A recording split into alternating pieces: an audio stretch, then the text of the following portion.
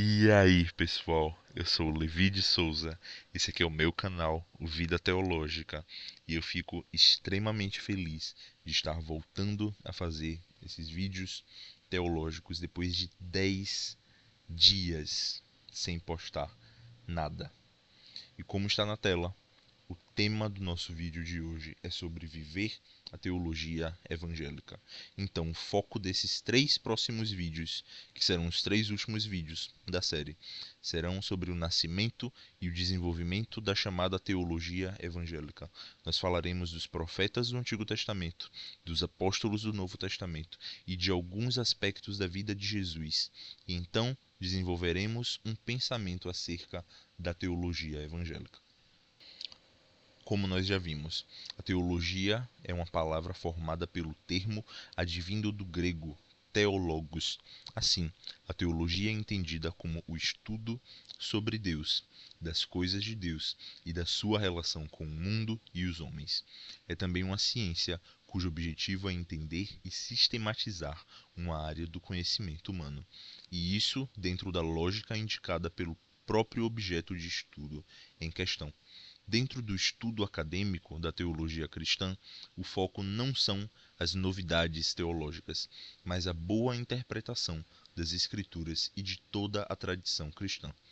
O foco desse estudo é que o teólogo tenha um profundo conhecimento com base na revelação de Deus.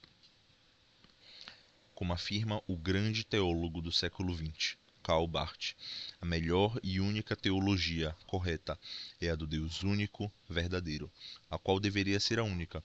A Igreja cristã é herdeira dessas escrituras e as considera perfeita palavra de Deus, sendo composta por Antigo e Novo Testamento, sendo que no Novo Testamento Jesus atesta tanto a autoridade das escrituras naquele momento, o Antigo Testamento, como atesta a autoridade dos apóstolos, tendo atestação interna dos escritores bíblicos de que os escritos do Novo Testamento são autoritários e inspirados como os do Antigo Testamento. 1 Pedro 3,16.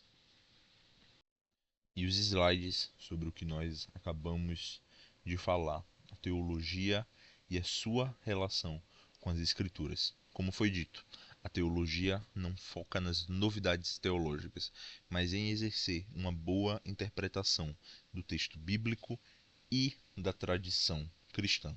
E tudo isso de acordo com a revelação divina, como nós vamos ver nesses vídeos. Nesse vídeo, em especial, nós temos pressupostos da fé cristã. E um deles é o pressuposto de que Deus fala e de que Deus não fala para nos enganar. Deus fala por amor. Deus fala para nos ensinar. E Deus fala o que Ele quer que nós façamos ou o que Ele quer que nós não façamos. Então, nós temos essas características na teologia. Ela estuda sobre Deus e as coisas relacionadas a Deus. Ela foca nas Escrituras como o principal e mais autoritativo meio de conhecimento da revelação divina, e ela não ignora, ela dialoga, ela entende e ela aplica toda a tradição cristã para a produção do seu conhecimento. Vendo agora sobre os profetas e os apóstolos, que eram as vozes de Deus na terra. Não que nós não somos, mas eles eram as únicas vozes de Deus na terra, de uma forma que nós não somos e jamais seremos, porque nós não temos poder autoritativo de dizer o que é profecia e o que não é. Nós não temos o direito de adicionar absolutamente nada ao cânon bíblico. Isso é uma característica dos profetas e dos apóstolos, como nós veremos. Então, Deus teve homens especiais, os quais tiveram uma posição única no que se trata a palavra de Deus, que são os profetas no Antigo Testamento e os apóstolos no Novo Testamento. Através da vida desses homens, a voz de Deus foi ouvida por seu povo, e eles mesmos as registraram ou mandaram que registrassem nas obras feitas para o conhecimento das gerações futuras. Os profetas do Antigo Testamento foram homens que receberam a responsabilidade de proclamar a palavra de Deus para suas próprias gerações. Muitos deles foram chamados para proclamar durante toda a sua vida. Outros estiveram nessa missão por um momento, terminado com o fim de uma missão específica.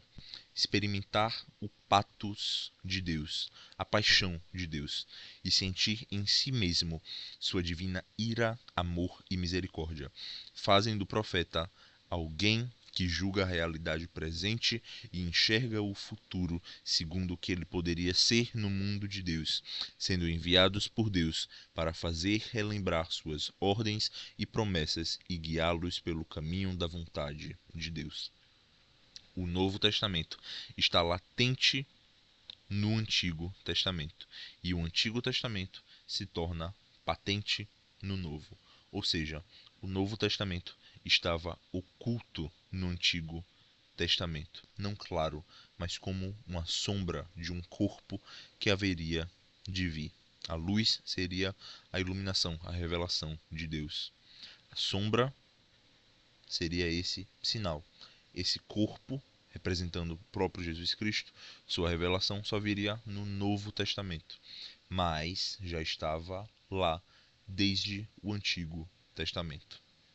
E o Antigo Testamento está patente no Novo, ou seja, o Novo Testamento é escrito a partir e sem contrariar o Antigo Testamento. Os dois juntos formam, junto com todos os livros da Bíblia, formam uma unidade harmônica de livros e de conhecimentos e de histórias e narrativas e doutrinas acerca de Deus, da vida cristã e da santidade. Sobre a percepção dos apóstolos sobre Cristo, ao qual eles viram e ouviram, Karl Barth disse o seguinte, abre aspas, essa história era real, e era real para eles exclusivamente como tal história de salvação e revelação. Jesus lhes era real exclusivamente como aqueles que anunciavam, baseado em sua autoproclamação, como Kyrios, Filho de Deus e Filho do homem. Assim, não sabiam e não falavam de um Jesus Cristo histórico, nem de um Cristo da fé, nem de um Cristo no qual ainda não criam, nem de um Cristo em que haveriam de crer mais tarde. Eles falavam de modo concreto do Jesus Cristo uno, com quem se tinham encontrado como aquele que ele era, como o que se lhes dera a conhecer, mesmo quando ainda não acreditavam nele. A origem, o assunto, o conteúdo do testemunho neotestamentário foram e continuam sendo a história da salvação e da revelação, tornada evento em Jesus Cristo, como ação e palavra de Deus. Sobre a vida de Jesus. O Novo Testamento mostra que Deus quer fazer convergir todas as coisas para si mesmo em Jesus Cristo, no fim dos tempos. E para isso, Deus une o seu povo em Jesus Cristo, através da fé. E pela graça de Deus nós encontramos perdão e redenção nele. A vinda do Senhor deve ser motivo de esperança e de alegria para os crentes, já que Deus irá exercer seu juízo nos ímpios e sua graça em seu povo, que habitará eternamente na presença de Deus. Muitos cristãos enfatizam demasiadamente a divindade de Jesus, a ponto de ignorar o fato de que, além de ser completamente Deus, Jesus Cristo também era completamente homem. Outros levantam a humanidade de Jesus e têm uma visão esvaziada de sua divindade. O que devemos crer e proclamar é o mistério das duas naturezas de Jesus, sendo perfeitamente Deus e perfeitamente homem. Vivendo a teologia evangélica. A maior necessidade do teólogo é dominar e usar a hermenêutica, que, resumindo, é a ciência da correta interpretação de textos e livros. Somente com o bom uso dessa ferramenta, O teólogo poderá investigar, interpretar e aplicar as Escrituras de maneira verdadeira e relevante. O teólogo precisa ser fiel à sua ciência e se recordar constantemente de que tema a teologia versa e a partir da perspectiva de fé e revelação que ela pensa. Somente assim o teólogo será fiel à essência da ciência que ele exerce. Ou seja, ser teólogo é trabalhar, laborar a teologia. Karl Barth afirma que a fé é o pressuposto da existência cristã e, consequentemente, da teologia. É pela fé que a palavra de Deus liberta as pessoas, reconhecendo-a como sua fonte de verdade, esperança e fé. A oração deve ser o primeiro e mais importante ato do trabalho do teólogo. A oração deve estar presente em todas as suas ações. E quando se trata da produção teológica, ela deve ser realizada sempre em meio ao ato de oração. E seguida da oração, vem o labor no estudo e na produção da teologia. A ação teológica implica a ação do teólogo na igreja e na sociedade ao seu redor, e principalmente a ação teológica está intimamente conectada com a palavra de Deus. O teólogo tem a missão de apresentar que a palavra desse Deus não é um anúncio neutro, mas sim um anúncio confrontador, transformador e relevante para a vida das pessoas, porque trata da relação humana com o seu próprio Criador. O trabalho do teólogo sempre será uma ação de orar, pedindo que não seja feita a sua própria vontade, mas que a vontade do Senhor seja feita. Sobre o trabalho teológico, Karl Barth afirma a importância das virtudes teologais na produção e no desenvolvimento do conhecimento teológico.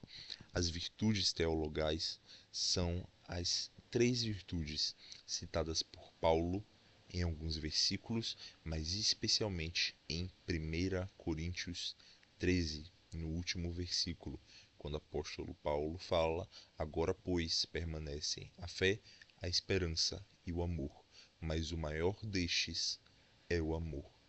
Essas três virtudes, fé, esperança e amor. Karl Barth argumenta que a fé é o pressuposto da existência cristã, não da teologia inicialmente, mas da própria fé cristã, o nascimento da fé cristã, o pressuposto para a existência da fé, para a existência do cristianismo, é a fé que nós precisamos ter em Jesus Cristo, em Deus, em sua palavra, em sua santidade, em suas promessas, e para nós que não vimos e ouvimos do próprio Cristo, em crer que ele existiu e que ele é, como a Bíblia fala, galardoador daqueles que o amam. A fé cristã nasce através desse pressuposto, de crer em coisas que nós não possamos ver, que nós não podemos ver ainda, mas que um dia nós veremos. E essa afirmação também é feita por fé. A fé, portanto, é o fundamento do cristianismo e, consequentemente, da teologia. Mas a esperança, segundo Karl Barth, é o motor, ou um dos principais, o principal motor, na verdade, que move o trabalho teológico. Karl Barth acredita que a esperança é a virtude que vai impulsionar a produção da teologia, que vai impulsionar a produção do conhecimento. E existe base bíblica para isso. O apóstolo Pedro fala em 1 Pedro 3,15 ou 2,15, não tenho certeza agora, 3,15, muito provavelmente, que nós devemos estar preparados para responder às questões que as pessoas farão para nós e que nós devemos responder sobre a razão ou as razões da esperança que existe em nós. com amor e mansidão. Ou seja, nós cristãos temos razões para crer, mas a nossa crença não nos leva ao medo, não nos leva ao ódio, não nos leva à inveja. A nossa crença nos leva à esperança.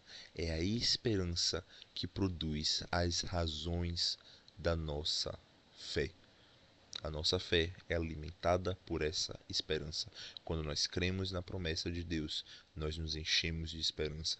Quando nós testificamos do poder de Deus, nós nos enchemos de esperança. Quando nós sabemos que a palavra de Deus é verdade, através da fé, nós temos esperança em produzir esse conhecimento, em conhecer e continuar em conhecer a Deus, em continuar a crescer em graça e em conhecimento em Jesus Cristo.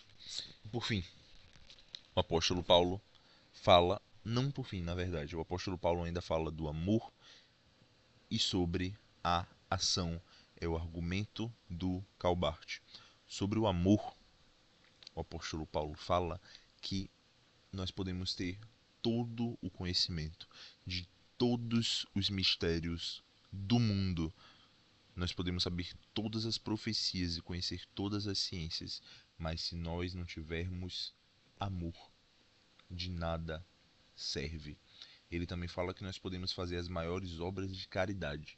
Se nós não tivermos amor, de nada serve.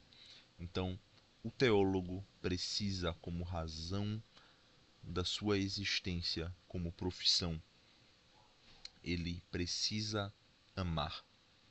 Não existe outro motivo válido para conhecer a Deus, se não for para amar mais a Deus. Não existe outro motivo para escrever sobre teologia, para produzir teologia, se não for para amar a Deus e amar ao próximo.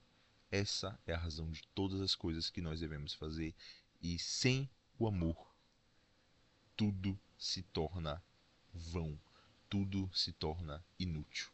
E sobre a ação teológica. Ela implica na atuação do teólogo na igreja e na sociedade, conectada com a palavra de Deus. Ou seja, o teólogo não é apenas um intelectual que vai fazer especulações sobre o conhecimento de Deus e não vai produzir nada para a sociedade. O teólogo é alguém que vai ter conhecimento especulativo sobre Deus, mas que também vai tornar esse conhecimento em conhecimento prático acerca de Deus. Ele vai amar servir na sua igreja, ele vai amar servir na sua comunidade, sendo como um pastor, um presbítero, um diácono, um membro da igreja, um professor da igreja de EBD, das crianças, alguém que prega, alguém que ensina, que aconselha, que serve aos outros, que ajuda em sua comunidade com ofertas, que ajuda em sua comunidade com projetos sociais e comunitários.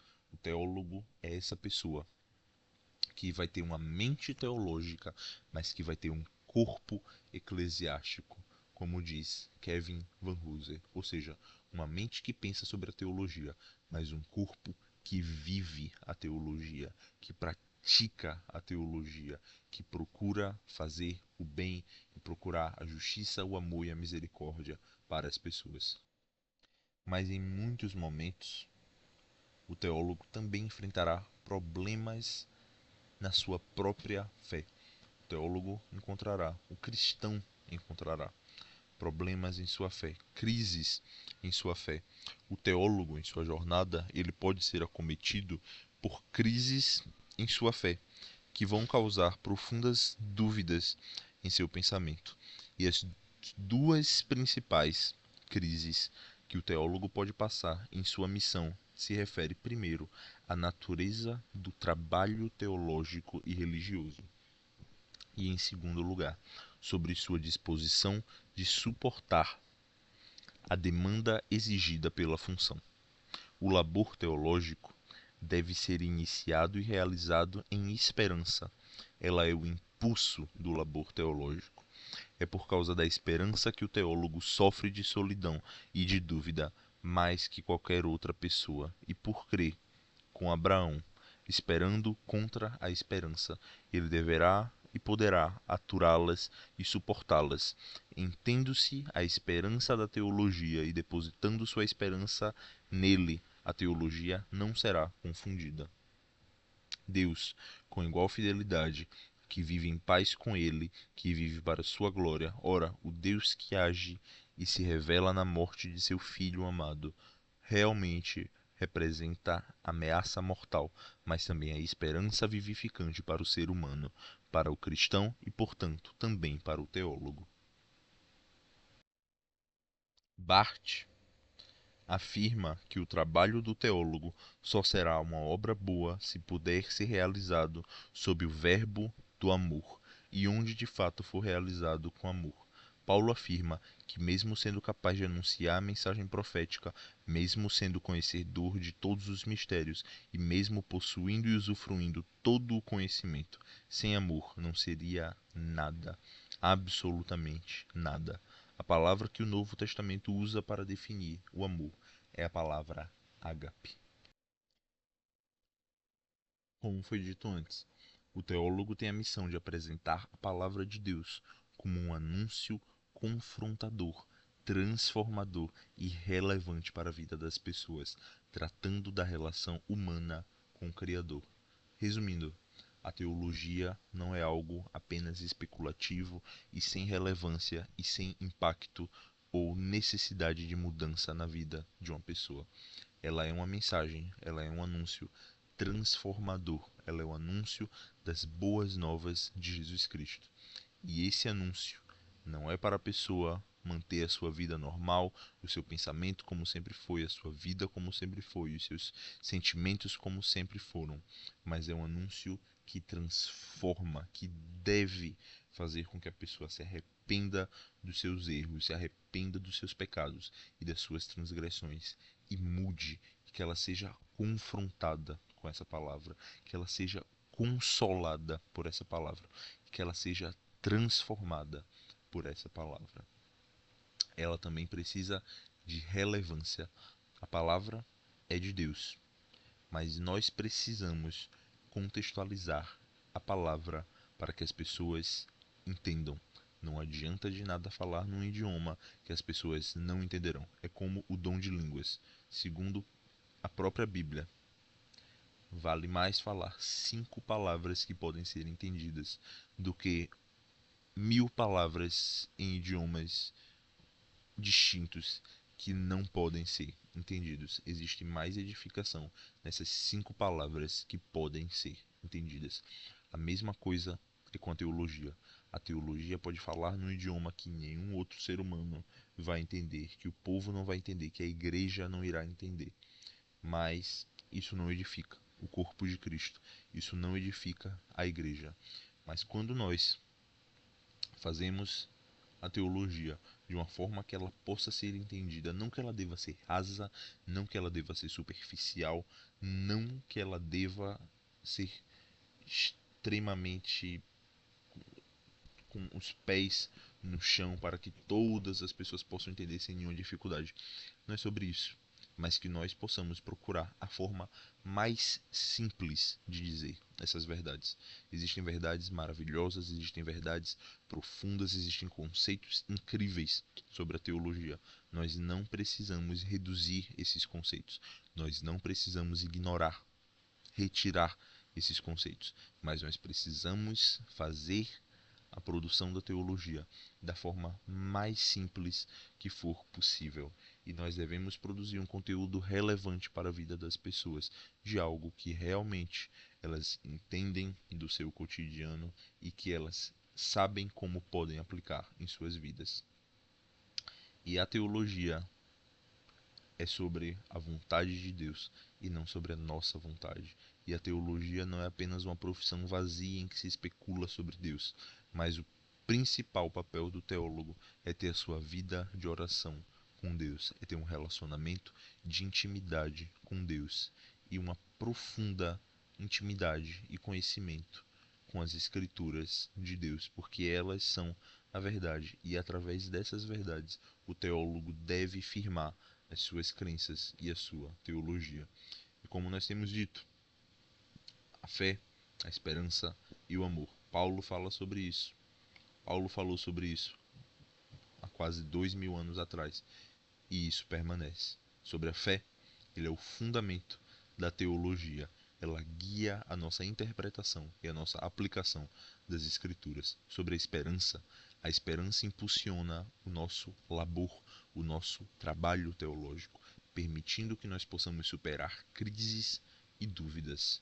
Começando pela fé que nós devemos ter no Deus invisível, mas partindo para a esperança em suas promessas que nós devemos ter e que nos ajudarão a suportar nossas crises e dúvidas. Mas tudo isso deve ser feito com amor, que é essencial para o trabalho do teólogo, garantindo que seja realizado com compaixão e dedicação.